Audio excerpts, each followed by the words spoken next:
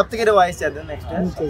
ఎవరెవరెవరెవరు గులాబ్ జాములు కలిగెళ్ళండి అక్క చుచ్చుకుపోతానే ఎక్కడికి రా పోయింది అక్క చుచ్చుకుపోతానే ఏక ఇంకో రౌండ్ వేసుకుంటావు చెప్తున్నా చెప్పు.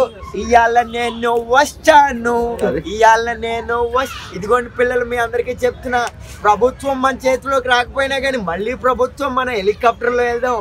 ఏమంటారు? ఇవాళ నేను వచ్చాను. జగన్ గారిది వస్తున్నాడు, మంచి రోజులు వస్తున్నాయి. చాలా చక్కగా ఉంది అధ్యక్ష. చంద్రబాబు నాయుడు గారు చాలా చక్కగా ఉన్నాయి. ఈ రోజు అయితే కానీ ఉన్నాయి. ప్రతి ఒక్కరికి కూడా 6 పథకాలు ఇవ్వకపోగా ప్రతి ఒక్కరికి మంచి చేస్తానని ముంచే చేస్తున్నా. పవన్ కళ్యాణ్ గారు మోసానికి నిజంగా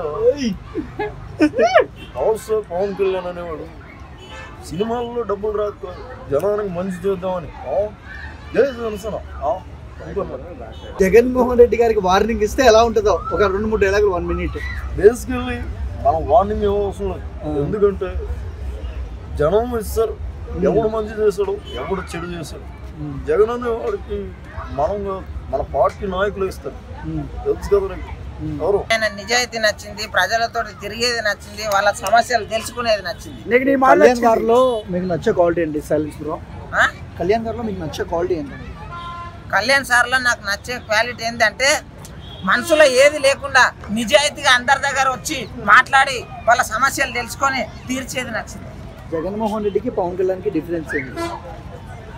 జగన్మోహన్ రెడ్డికి పవన్ కళ్యాణ్కి డిఫరెన్స్ ఏందనేది నాకు తెలియదు, కానీ ఒకటి ఆయన వేరు ఈయన వేరు. ఏంటంటే ఆయన తత్వం వేరే.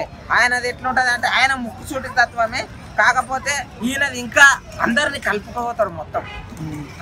కలుపుకొని పోయి ప్రతి ఒక్క ఇప్పుడు పార్టీలు గీటీలు అనకుండా ఇప్పుడు పొత్తుతోటి రాజకీయం చేసుకుంటా పొత్తు పరిపాలన ఎట్లున్నది, సూపర్ ఉన్నది. ఇరాకు ప్రతి ఒక్కరు మంచిగా ఉందని అంటున్నారు. ప్రజలు పెట్టుకున్న నమ్మకాన్ని కళ్యాణ్ గారు నిలబెట్టుకుంటున్నారు. 100% నిలబెట్టుకుంటున్నాడు. ఇంకొక 1 ఇయర్ ఆగుండి జై పవర్ స్టార్ కాదు జై పవనిజం అంటారు. మొత్తం తగ్గేదే లేదు.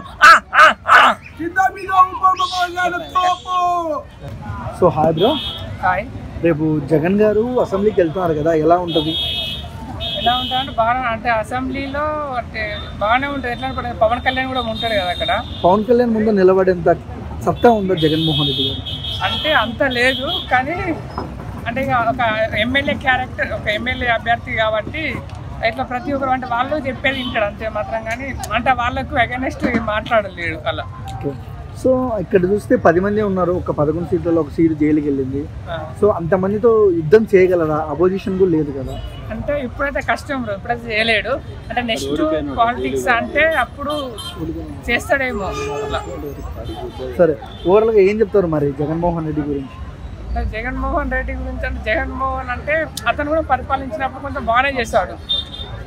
బాగా చేసింది. పింఛన్లు అని అందినాయి బ్రో టయానికి అప్పుడు స్కూళ్ళు కానీ. అప్పుడు అంటే ఎందుకు ఓడిపోయినాడు బ్రో? ఎందుకు ఓడిపోయినాడు? మళ్ళీ ఓడిపోయినాడు అంటే మళ్ళీ తర్వాత లాస్ట్ మూమెంట్ లో సరిగ్గా చేయలేదు అన్నట్టు. ఏపీనేనా?